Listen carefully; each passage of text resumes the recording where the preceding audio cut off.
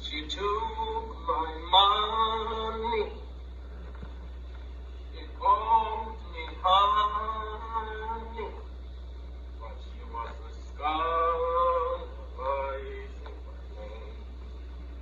Called it love, but she was the flame again.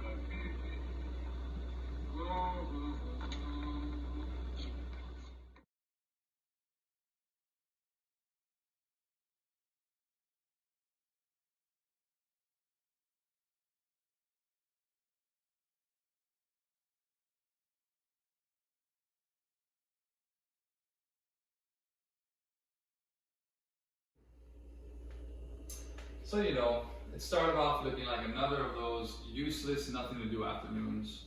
I'd already been walking down the main street looking for adventure, but nothing had happened. Didn't feel like climbing trees in the Duncan Park, or pretending I was a private eye and following a stranger. So as usual, I went to see what was cooking in Sam's room.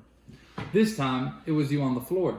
You had 2 thin pieces of wood, and you were smoothing them down with a knife. It didn't look particularly interesting, but when I asked you what you were doing, you just said, "Wait and see, Hallie, wait and see," in that secret sort of way of yours, so I knew there was a surprise coming. You treated me like a bugger, being deliberately slow and not answering any of my questions. And whistling while you were working away. It was infuriating. It was only when you tied them together in a cross, put that down onto the brown paper, that I realized what you were doing. Sam's making a kite. And when I asked you, you said, "Yes, that's what I'm doing." The sheer audacity of it took my breath away. I mean, seriously, what the hell does a black man know about flying a kite? I'll be honest with you, Sam. I had no hopes for it. If you think I was excited and happy, you got another guess coming. In fact, I was scared, and that we were going to make fools of ourselves.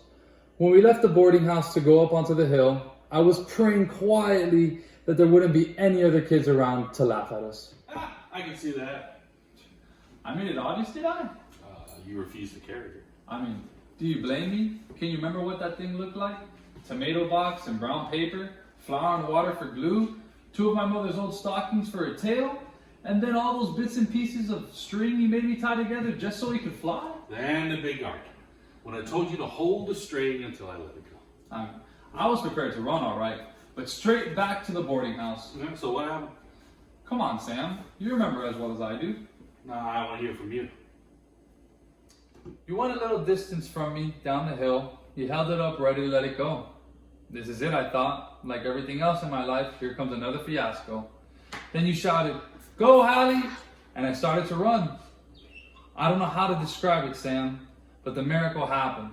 I was running, waiting for it to crash to the ground, but instead, suddenly, there was something alive behind me, at the end of the string, tugging at it as if it wanted to be free. I looked back, and I couldn't believe my eyes. It was flying, looping around and trying to climb even higher into the sky. You shouted to me, "Let it have more string," and I did, until there was none left, and I was just holding the piece of wood we had tied to the end. You came up to me and joined me. You were laughing. So were you, and shouting, "It worked, Sam, we've done it." And we had. I was so proud of us. I was the most splendid thing I had ever seen. I wish there were hundreds of kids around to watch us. The part that scared me, though, was when you showed me how to make it dive down to the ground, and just when it was on the point of crashing, swooped up again.